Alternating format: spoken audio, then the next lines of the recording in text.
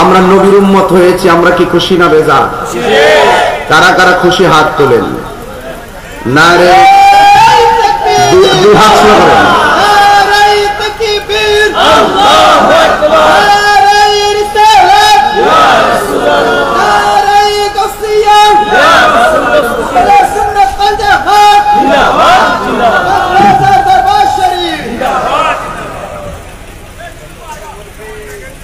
আমরা নবীর উম্মত হয়েছি, এদিকে খুশি না বেজার? শুকরিয়া তাহলে কণ্ঠটা উঁচু করে দিয়ে বলুন আলহামদুলিল্লাহ। আমার নবী দুনিয়াতে আসার আগে নবী ছিল কি ছিল না? দুনিয়াতে শুভ আগমনের পর নবী ছিল কি ছিল না? নবুয়ত প্রকাশের আগে নবী ছিল কি ছিল না? এখনো নবী আছে না নাই? কিয়ামত পর্যন্ত থাকবে কি থাকবে না? যারা এক সেকেন্ডের জন্য নবীর নবুয়ত আর নবীকে অস্বীকার করবে তারা কখনো মুসলমান হতে পারে না। কথা বলেন ঠিক না বেটে? ভাইয়েরা আমার, আজকে ইন্তেজামিয়া কমিটির পক্ষ থেকে আমাকে বিষয় দিয়েছেন, সামনে কুরবানি, ঈদুল আজহা। সামনে কি? ঈদুল আজহা। ঈদুল ফিতর তো চলে গেছে, ঈদুল আজহা আসতেছে। সেই ঈদুল আজহার প্রেক্ষাপট, ঈদের প্রেক্ষাপট, কুরবানির প্রেক্ষাপট, এগুলো নিয়ে আলোচনা করার জন্য মাহফিল কমিটিদের বেঁধে দেওয়া বিষয় অনুযায়ী আমি কিছু কথা বলার চেষ্টা করব। আদব লাগবে, ধৈর্য লাগবে এবং আলোচনা থেকে কিছু শিখতে হবে। আলোচনার কি শিক্ষাটা আলোচনা করার আগেই বলে দেই। আজকের আলোচনার শেষ শিক্ষা হবে এটা যে আমরা পৃথিবীতে যত ইবাদত করব সব একজনের সন্তুষ্টির জন্য। জোরে কোন তিনি কে? আল্লাহর সন্তুষ্টির জন্য আমরা সব করতে প্রস্তুত, ঠিক কিনা? এরই একটি অবতারণা আপনাদের সামনে আমি উপস্থাপন করব। বাড়িতে দেখেছি আকাশ অনেক খারাপ, এখনো আকাশে কোনো তারকা দেখা যায় না। যে কোনো মুহূর্তে আমাদের যদি কোনো অসুবিধা হয়, যাই হোক আল্লাহ রক্ষা করার মালিক। প্রতিদিন কোথাও না কোথাও বৃষ্টি হচ্ছে, ঠিক কিনা বলেন? রৌদ্রের তাপ গায়ে লাগছে, অনেকে সালাতুল ইস্তিসকার নামাজ পড়ছে। আমি পড়ছি না, আমি জানি যে সালাতুল ইস্তিসকার নামাজটা কোন সময় পড়ন লাগে। ক্ষেত যখন ফাইটা জায়গা, ফসল যখন মইরা জায়গা, অবস্থা যখন ভয়াবহ হয়ে যায়, কৃষকের যখন মাথায় হাত দিয়ে ক্ষুধার তাড়নায় যখন কাতর হয়, তখন ওই ফসলের মাঠ যখন চৌচির হয়ে যায়, তখন আল্লাহর কাছে বৃষ্টি প্রার্থনা করার জন্য সালাতুল ইস্তিসকার নামাজ। কথা কোন ঠিক না? আর গরমের জন্য যদি ইস্তিসকার নামাজ পড়তে হলে সৌদি আরবে প্রতিদিন নামাজ পড়ন লাগবে, ঠিক কিনা বলেন? এই দিক দিয়ে হুজুরা মাঠে নেমে নামাজ পড়তেছে, আমাদের কৃষকের আল্লাহর কইতেছে আল্লাহ বৃষ্টি ধার দিও না, কোন রকম ধান্দা গড়ে তুলতে হবে। আমি বুঝেননি, ওয়াজ বুঝেননি? অনেকে বলে যে আমি নাকি সালাতুল ইস্তিসকার নামাজের বিরুদ্ধে। আমি সালাতুল ইস্তিসকার নামাজের বিরুদ্ধে ছিলাম না। আমি বলছি ওই মৌলবীর বিরুদ্ধে, যেই মৌলবী সালাতুল ইস্তিসকার নামাজ পড়তে যাইয়া আল্লাহর কাছে হাত দিলা দোয়া করে, আল্লাহ বৃষ্টি দাও, বৃষ্টি দাও, হে মুহাম্মদ সাল্লাল্লাহু আলাইহি ওয়াসাল্লামের রব বৃষ্টি দাও, বৃষ্টি দাও। এই মৌলবী আবার এসির ভিতরে মসজিদের মিম্বরে বসে কয় হাত দিলা সম্মিলিত দোয়া করা বেদাত। কথা কোন ঠিক না বেটি? আমি ওই মুনাফিকরে বলছি, ওই মুনাফিকরে বলছি, ঠিক না? এই জন্য যুবক ভাইয়েরা আমার, পৃথিবীতে যত কর্ম করব একজনের সন্তুষ্টির জন্য। জবান খুলে বলুন তিনি কে? আল্লাহ। আর জোরে বলেন তিনি কে? ফরজ নামাজের পরে দোয়া যে আমরা করি, এটাকে আমরা ওয়াজিব মনে করে করি, ফরজ মনে করে করি? এটার কি নামাজের অংশ মনে করে করি? ওই তথাকথিত আহমদুল্লাহ ফতোয়া দেয়, ফরজ নামাজের পরে রাসূল পড়েছেন আস্তাগফিরুল্লাহ, লা ইলাহা ইল্লাল্লাহ, আল্লাহু আকবার, এগুলো দোয়া করেছেন, কিন্তু সম্মিলিতভাবে হাত তুলে দোয়ার কোন রিওয়ায়াতে নাই। নাউজুবিল্লাহ বলবেন না? সম্মিলিতভাবে দোয়া বলে নাই। এই কথা যারা বলে তারা জেনে শুনে সত্যকে গোপন করে। কথা কোন ঠিক কিনা? এই জন্য এরা একটা ফতোয়া দেওয়ার সময় দেখবেন অনেক কৌশল করে, নিজে নিজে বানায়, নিজে নিজে বানায় ফালায় ফালায় কথা কয়, ইডও কয় হিডও কয়, আসল কথা কয় না। কথা কোন ঠিক না বেটে? যাই হোক, আল্লাহর হাবিব দোয়া করেছেন এবং রাসূল করিম সাল্লাল্লাহু আলাইহি ওয়াসাল্লাম বলেছেন, যদি তোমরা নামাজের ইমামতি করো, ইমামতি করার পরে নিজের জন্য শুধু দোয়া করো না। যে ব্যক্তি নামাজের পরে শুধুমাত্র নিজের জন্য দোয়া করে, যে ইমাম সাহেব শুধু নিজের জন্য দোয়া করে, মুসল্লিদের জন্য দোয়া করে না, সে মুসল্লিদের সঙ্গে বিশ্বাসঘাতকতা করলো। রাসূল বলছেন, তুমি দোয়া করলে সবাই নিয়ে দোয়া করবা, জোরে করবা সুবহানাল্লাহ। এবং আরেক হাদিসের মধ্যে আসছে, রাসূল দোয়া করার সময় হাত মুবারক তুলতে তুলতে এত উপরে তুলতেন, রাসূল পাক সাল্লাল্লাহু আলাইহি ওয়াসাল্লামের এই শুভ্রতা মুবারক সাহাবায়ে কেরাম দেখতেন নূরে চমকাতো, জোরে করবা সুবহানাল্লাহ। এগুলো তারা জেনে জেনে সত্য গোপন করে।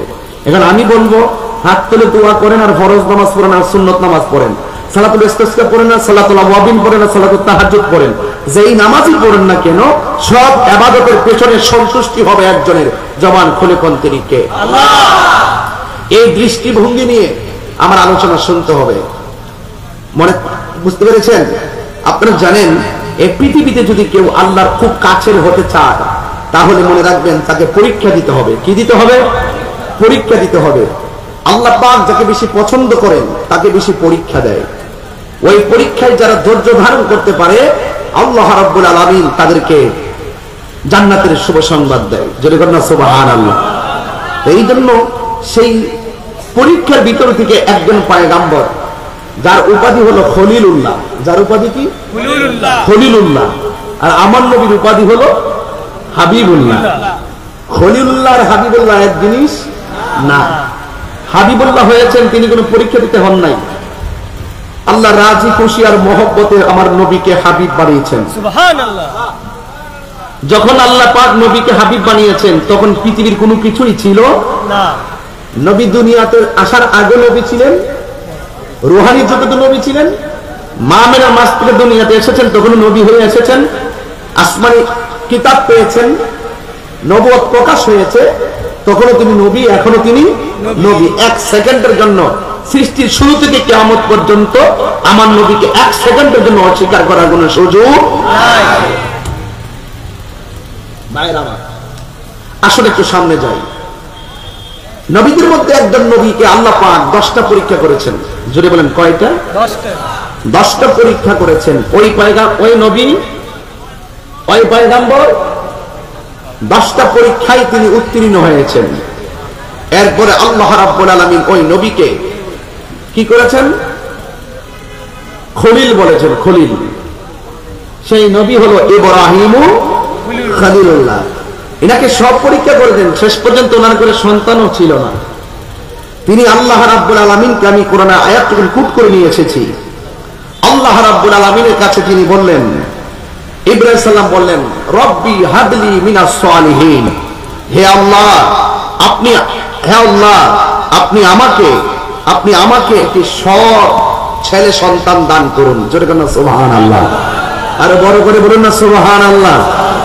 তাইলে বলেন, সন্তান প্রয়োজন হলে চাইবো কার কাছে? আল্লাহর কাছে। আর চাইবো কার কাছে? অন্য কারোর কাছে চাওয়া যাবে? একমাত্র একজনের কাছে চাইবো, তিনি কে? সন্তান দেওয়ার মালিক কে? আমরা ওলি আল্লাহর কাছে সন্তান চাই না, আমরা কখনো কখনো আল্লাহর ওলিদের উসিলা ধরে মূলত আল্লাহর কাছেই চাই। কথা কান ঠিক না? আমরা করি মাজার জিয়ারত, আর কিছু কিছু মৌলবী আছে আমাদের ঘাড়ের উপরে আইনা ফালাইয়া কয় আমরা বলে মাজার পূজা করি। আমরা বলি আল্লাহর শান গাই, নবীর শান গাই, আল্লাহর শান গাই, ওরা আমাদের ঘাড়ের উপরে ফালাই দিয়া কয় আমরা বলে গান গাই। এগুলা যুগে যুগেই ছিল। আমরা ফরজ নামাজে পড়ে এমনিতে আল্লাহর কাছে দোয়া করি, রাসূল করছেন করি, এটা ফরজে মনে করি না, ওয়াজিবে মনে করি না, নামাজের অংশ মনে করি না। ওরা উল্টায় আইনা কয় আমরা এটাকে নামাজের অংশ মনে করি। যারা অংশ মনে করে এটা বেদাত। আমরা কি অংশ মনে করি? এরপর আসেন, আল্লাহর কাছে যখন দোয়া করলেন, আল্লাহ পাক কি করলেন দেখেন, ফাবাশশারনাহু বিগুলামিন হালিম।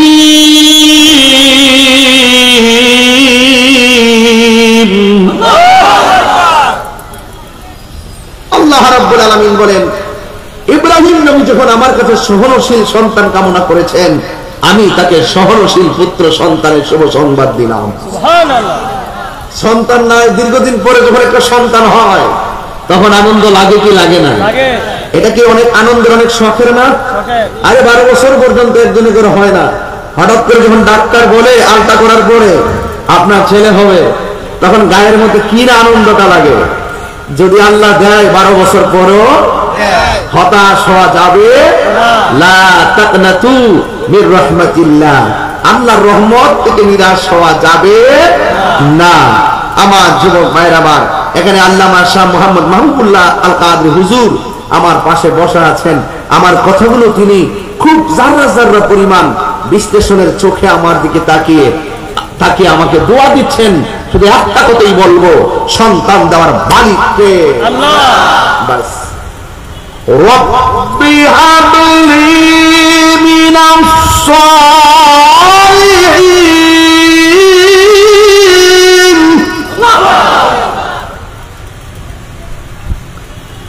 চাইছে আল্লাহর কাছে সন্তান, আল্লাহ কয় যা দিলাম। সুবহানাল্লাহ।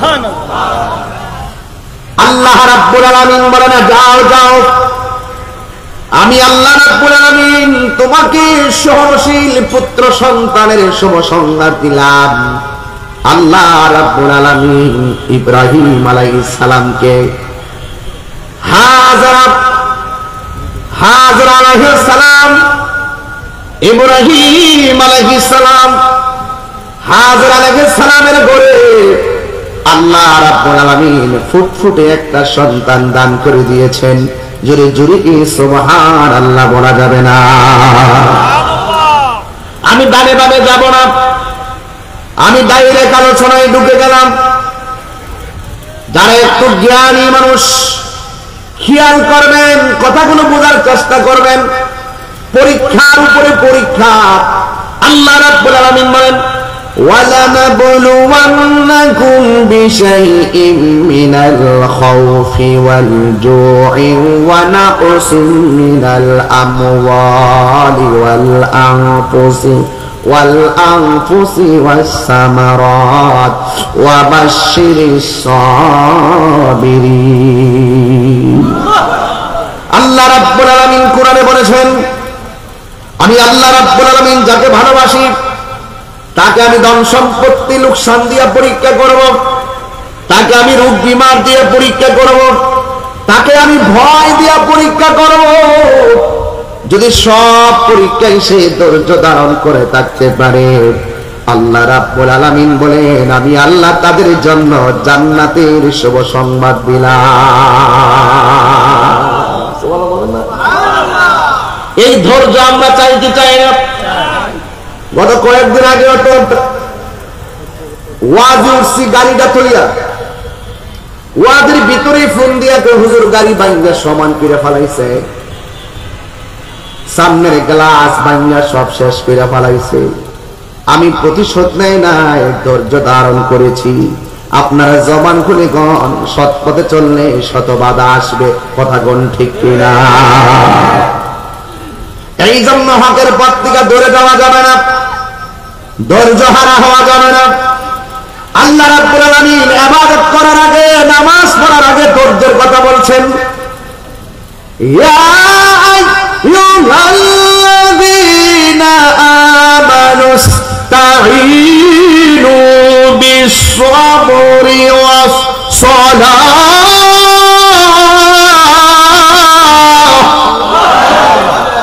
সাউন্ডটা পিল্লা দাও, কমায় না। আমার যুবক ভাইয়েরা,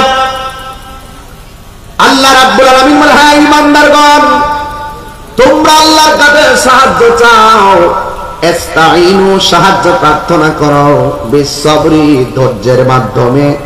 এরপর আমার আল্লাহ বলছে ওয়াস-সালাহ নামাজের মাধ্যমে। ইন্নাল্লাহা মা'আস-সাবিরিন, নিশ্চয়ই ধৈর্যশীলদের সঙ্গে আমার আল্লাহ রয়েছেন। এই জন্য ইব্রাহিম আলাইহিস সালামকে আল্লাহ যত পরীক্ষা করেছেন, ইব্রাহিম নবী সব পরীক্ষায় ধৈর্য ধারণ করেছেন।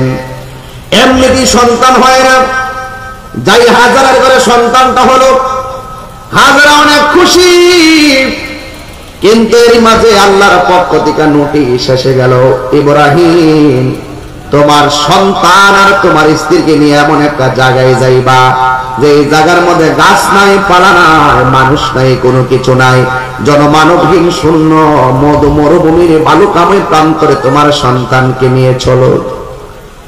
আবার ইব্রাহিম আলাইহিস সালাম হাজার সাথে করে নিয়ে এমন একটা জায়গায় গেছে, মস্কের মধ্যে কিছু পানি আর শুকনা কিছু খাবার নিয়ে এমন একটা জায়গায় গিয়েছে যে জায়গার মধ্যে কোনো মানুষ নাই।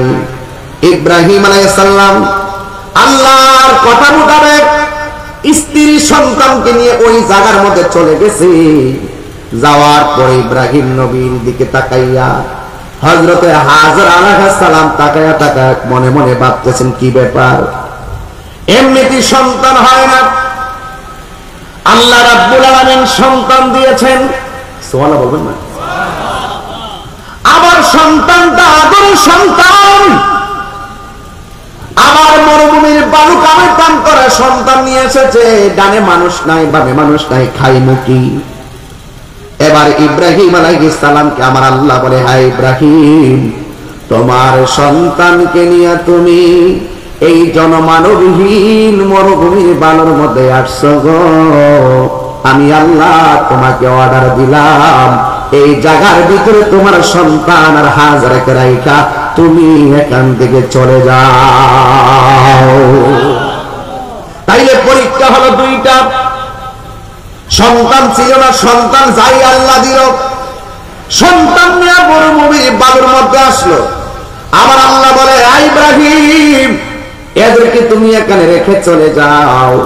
যেই মাত্র ইব্রাহিম আলাইহিস সালাম হাজরাকে ডাক দিয়া বলে, এ হাজরা, তুমি তোমার সন্তান নিয়ে এই জায়গার ভিতরে থাকো। আল্লাহু আকবার বলতে বলো, আপনি কি মনে করেন গাড়ি নাই, বাড়ি নাই, গাছ নাই, পাড়া নাই, পানি নাই, খাওয়ার নাই, একটা মহিলা, একটা মাত্র সন্তান, এও দীর্ঘদিনের প্রতীক্ষার সন্তান বালুর মধ্যে রেখে চলে গেলে তারা যাবে কোথায়? এবার হাজরা স্বামীর দিকে তাকায়া চোখটাকে অপলক দৃষ্টিতে তাকায়া ডাক দিয়া বলে, স্বামী ইব্রাহিম আলাইহিস সালাম, আপনি যে আমাকে এখানে এনেছেন, আমিও এসেছি আপনার সাথে, কিন্তু আপনি যে চলে যাইতেছেন, আপনি কি আপনার ইচ্ছায় আমাদেরকে রেখে যাচ্ছেন নাকি আল্লাহর ইচ্ছায়? ইব্রাহিম আলাইহিস সালাম বলে, হাজরা, সন্তান যিনি দিয়েছে তিনি ঘরের বাহিরে করেছে, এই মরুভূমির মাঝে তোমাকে এবং আমার সন্তানকে রেখে যাওয়ার সিদ্ধান্ত আমার না, এটা আমার আল্লাহ রাব্বুল আলামিনের অর্ডার। আর হাত তুলে বলো আল্লাহু আকবার কেন?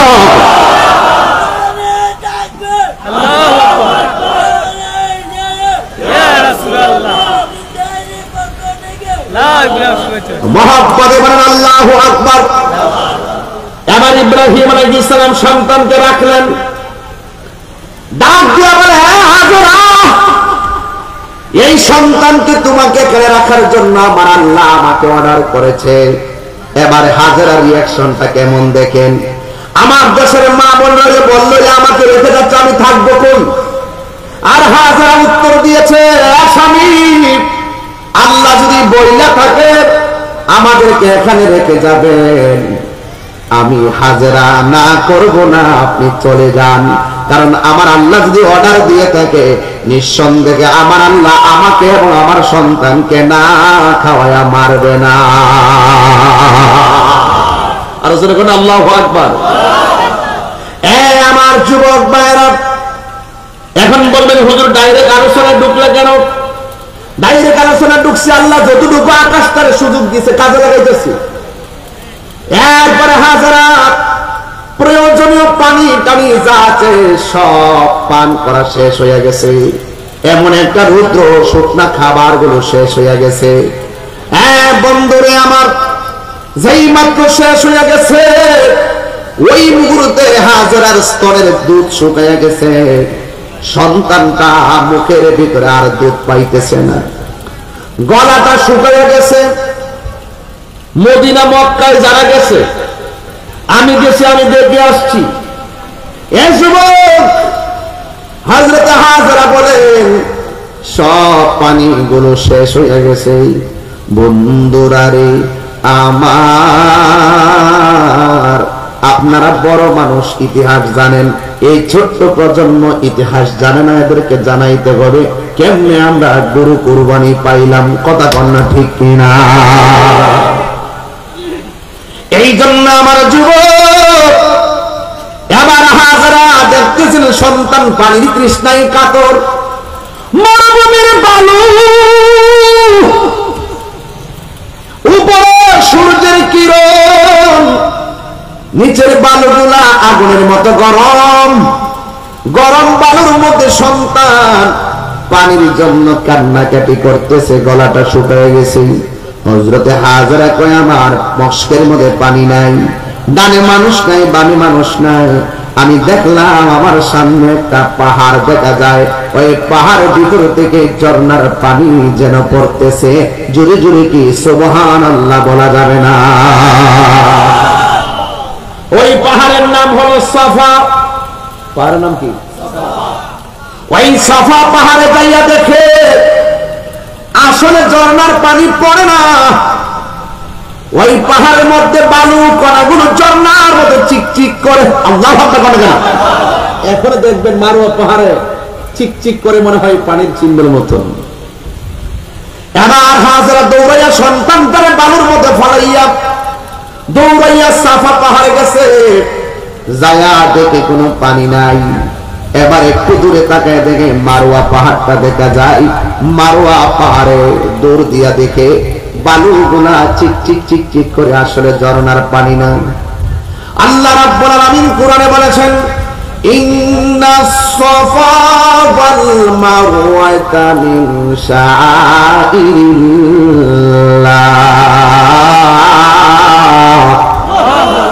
আল্লাহ রাব্বুল আলামিন ওই দুইটা পাহাড় আল্লাহ নিদর্শন বলেছেন। আল্লাহ যত কুদরতি নিদর্শন আছে এর মধ্যে একটা নিদর্শন হলো সাফা, আর একটা নিদর্শন হলো মারওয়া। হাজরা সাফা পাহাড়ের পানি মনে করে দূরে গেছে, যাইয়া দেখে বালুগুলো চিকচিক করে আসলে পানি না। মারওয়া পাহাড়ে দূরে গেছে, বালুগুলা চিকচিক করে আসলে পানি না। একবার গেছে আরেকবার আসছে, আরেকবার গেছে আরেকবার আসছে, আরেকবার গেছে আরেকবার আসছে। লাস্টে মারওয়া পাহাড়ে যাইয়া ও বন্ধুরি যারা হাত তুলে দোয়া পায় না, শুধু উম্মতে মুহাম্মদের সময় না, ইব্রাহিম আলাইহিস সালামের আমলে হাত তুলে দোয়া ছিল। কথা বলেন ঠিক কিনা? এবার ওই মুহূর্তে হযরতে হাজেরা আলাইহিস সালাম দুইটা পাহাড়ে 7 বার দৌড়াইয়া একবারে আল্লাহর কাছে দুইটা হাত বাড়াইয়া দিছে। এমন ভাবে হাত তুলতে তুলতে হাতটা মাথার উপরে উঠাইয়া ডাক দিয়া বলে আল্লাহ। জিবরাইল আলাইহিস সালাম ডাক দিয়া বলে হাজেরা পানির ব্যবস্থা হয়ে গেছে, সন্তানের কাছে যাও। আল্লাহু আকবার না জানো দো আল্লাহু আকবার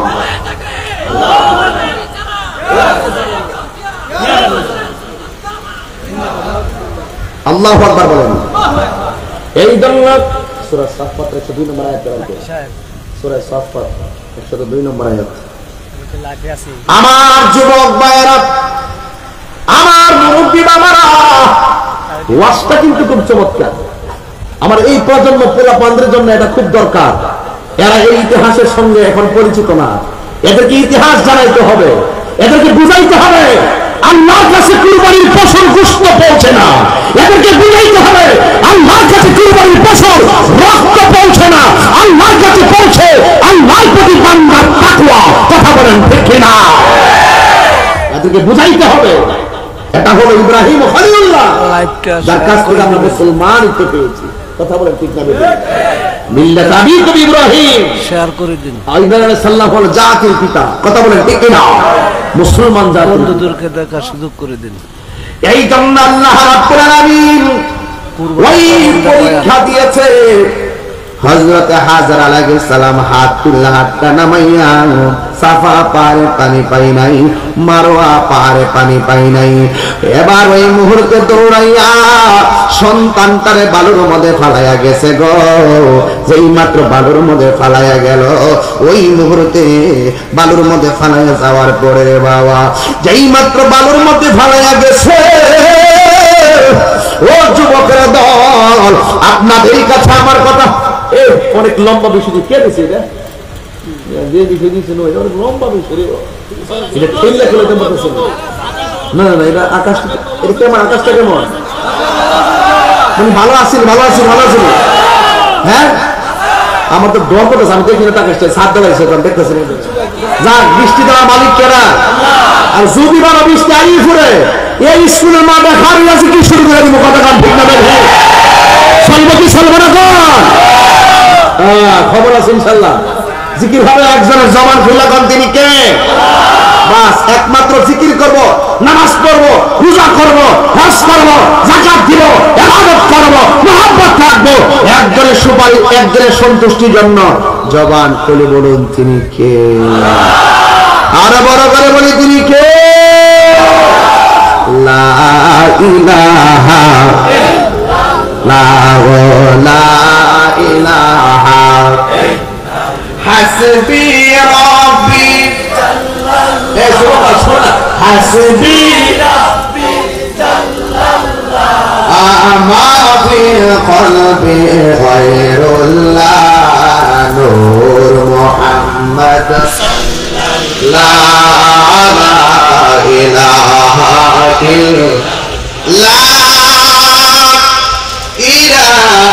ইল্লাল্লাহ মুহাম্মাদুর রাসূলুল্লাহ সাল্লাল্লাহু আলাইহি ওয়াসাল্লাম। জোরে জোরে কে আল্লাহু আকবার বলা যাবে না? এই জন্য আমার যুবক ভাইরা ওয়াজ শুরু থেকে শেষ পর্যন্ত মনে রাখবেন আপনারা, হ্যাঁ, মানে কোনো লক্ষ্য কষ্ট হবেন না। এবার হাজারা দৌড় দিতে, শুধুমাত্র পাহাড়ে পাহাড়ে দৌড়লে চলবে না। সন্তানের জন্য দরদ আছে না নাই? এই মাদ্রাসায় যে ছাত্ররা পড়ে, খবর নিয়ে দেখেন মা বাড়িতে একটা ভালো মাছ খাইতে গেলে সন্তানের কথা মনে হয়, কথা কোন ঠিক কিনা? সকল রকম মা, এবার মা যদি দৌড় মারছে সন্তানের কাছে, যাইয়া দেখি সন্তান মরুভূমির বাড়ির মধ্যে পানি নিতে, মরুভূমির বাড়ির মধ্যে পা লাইতেছে আর লড়াইতেছে। এই মাত্র পা নাড়াইতেছে, হাজারা বলে আমার দোয়া কবুল হয়েছে, আমার সন্তান ইসমাইলের পায়ের তলায় আল্লাহ বরকত দিয়া দিছে। আমি যাইয়া দেখি যে এই মরুভূমির বালু কোনো গাতা নাই, আমার ছেলে এটা বালুর মধ্যে পা লাইতেছে, আর পায়ের গোলা দিয়ে আমার আল্লাহ নিচ থেকে ঝর্ণা তারা প্রবাহমান করে দিয়েছে। আর জোরে কথা সুবহানাল্লাহ। এই ঝর্ণা এমন করে বাড়িতেছে যেই মরুভূমি শুকনা, হাজারা ডান দিকে বান্দায় পানি বাম দিকে চলে যায়, বাম দিকে বান্দাই পানি সামনে চলে যায়, সামনে বান্দাই পানি পিছনে চলে যায়। মনে হয় যেন ওই মরুভূমিতে বন্যা হয়ে যাবে। শেষ পর্যন্ত হাজারা ওই পানিরে বলছে থাম, বলতে যদি পানিটা থেমে গেছে, এখন শুধুমাত্র উপর থেকে নিচ থেকে পানি উঠতে আছে। ওই বিন্দুরি হাজারা ওই পানিরে থাম না বলতো, সারাটা পৃথিবী আমার আল্লাহ সংযম দিয়া বাসায়া দিত। আল্লাহু আকবার।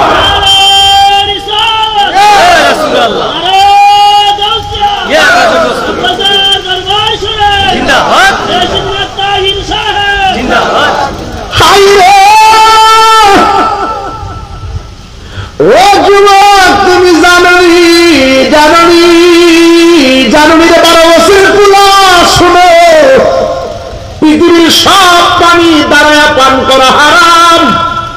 ওই ইসমাইলের গোড়া দিয়া যে পানিটা বের হয়েছে, কিয়ামত পর্যন্ত ওই পানিটা বৈশা পান করা নয়, দাঁড়ায় পান করা সুন্নাত। কথা কোন ঠিক কিনা? সব পানি দাঁড়ায়া পান করা হারাম, আর ওই পানিটা দাঁড়ায়া পান করা হলো সুন্নাহ। এই পানিটা এখনো আছে মক্কায়, এই পানির নামই হলো জমজমের পানি। বিজ্ঞান প্রমাণ করেছে, বিজ্ঞান প্রমাণ করেছে এই পৃথিবীর মধ্যে সবচাইতে সুস্বাদু, এই পৃথিবীর মধ্যে সবচাইতে উপকারী পানি হলো জমজমের পানি। সুবহানাল্লাহ। এরপরে দ্বিতীয় পানি, দ্বিতীয়, এটা তো প্রথম, দ্বিতীয় আরেকটা পানি আছে, এই পানিটা পাওয়া যায় বীর শেফা। ওই মদিনা থেকে বদরের প্রান্তে যাইতে হাতের ডান পাশে একটা কূপ আছে, বাম পাশে একটা কূপ নাম হলো বীর রাওয়াহা, আর একটা ডান পাশে কূপ হলো বীর শেফা। ওই বীর শেফা হলো রাসূল যখন বদরের প্রান্ত থেকে আসার পথে ওই দিনের ওই কূপের পারে যখন সাহাবায়ে কেরামদেরকে নিয়ে অবস্থান করছিলেন, সাহাবায়ে কেরাম বলছেন ইয়া রাসূলুল্লাহ পানি তৃষ্ণা লেগেছে। রাসূল বলেছেন ওই যে কূপ আছে ওই কূপ থেকে পানি পান করে নাও। এবার সাহাবীরা কূপ থেকে পানি মুখে দিয়েছে, দেওয়ার পরে কই লবণাক্ত লাগে। ইয়া রাসূলুল্লাহ এই পানিটা সুস্বাদু লাগে না। রাসূল ওই কূপের মধ্যে থুতু মুবারক দিয়েছেন। থুতু মুবারক দেওয়ার পরে আল্লাহর হাবিব বললেন সাহাবীরা এখন তোমরা পানি পান করো। সাহাবীরা বললেন ইয়া রাসূলুল্লাহ আপনার থুতু মুবারক করার পরে এই পানিটা সুমিষ্ট হয়ে গেছে। এই পানির নাম হলো বীর শেফার পানি। আমি নিজে যাই ওই কূপ থেকে পানি বোতলে ঢুকাইয়া ওই বড় বড় সাদা ক্যান্টিনে ঢুকাইয়া বুদ্ধি করে বাইতে এসি, অনেকে তো স্বর্ণ বোতলে আমি বুদ্ধি করে পানি দিতে লইছি বাজান। এই পানি আমার গলার মধ্যে দিচ্ছি, আল্লাহর রহমতে গলায় বরকত পাইতেছি। এই পানি পান করেছি, আল্লাহর রহমতে একটা জালুয়া যেন পাইতেছি। এই পানির ভিতরে রহমতের বরকত আছে না নাই বলেন? আল্লাহর হাবিবের থুতু মুবারক করার পরে ওই এক রিওয়ায়াতে পেয়েছি রাসূল এখানে বসবেন, বসতে সাহাবীরা পানি পান করবে। অনেক কাফেররা নাকি এর ভিতরে আগেই নাকি বিষ মিশাই রাখছিল, সাহাবারা যেন এই পানি পান করে যেন মারা যায়। কিন্তু সাহাবারা তো জানে না আমার রাসূল সবকিছুর আরোগ্য করে। কথা কোন ঠিক না বেশি? আমার রাসূলের থুতু মুবারক লেগেছে, থুতু মুবারক করেছে, ওই পানি সুস্বাদু হয়ে গেছে। যেই নবীর থুতু মুবারক আমাদের মতো নয়, সেই নবী কি আমাদের মতো হতে পারে? আমাদের মতো হতে পারে? কষ্ট হচ্ছে। প্রেমের আগুন জ্বলে দ্বিগুণ রে দয়াল, জল দিলে নিবে না। ওরে আব্দুল হামিদ স্যার লাইগা তাহিরি হইছে রে দেওয়ানা, প্রেম করিয়া প্রেমিক মরে রে দয়াল, প্রেম তো মরে না। প্রেম হাসাই প্রেম কাদায় রে উদান্তরবাসী, এই কি প্রেমের গ্রামের নাম সবাই বুঝলা না দিছি তিনটা দিছি। প্রেমের আগুন জলে দ্বিগুণ রে উদান্তরবাসী, এই কি প্রেমের পাওনা। ওরে মুর্শিদ মুর্শিদে কইরা তাহিরি হইছে রে দেওয়ানা, প্রেম করিয়া প্রেমিক মরে রে দয়াল, প্রেম তো মরে না। এখন ইব্রাহিম নবীর আত্মত্যাগ আছে না নাই? এখন ইব্রাহিমের পরীক্ষা আছে না নাই?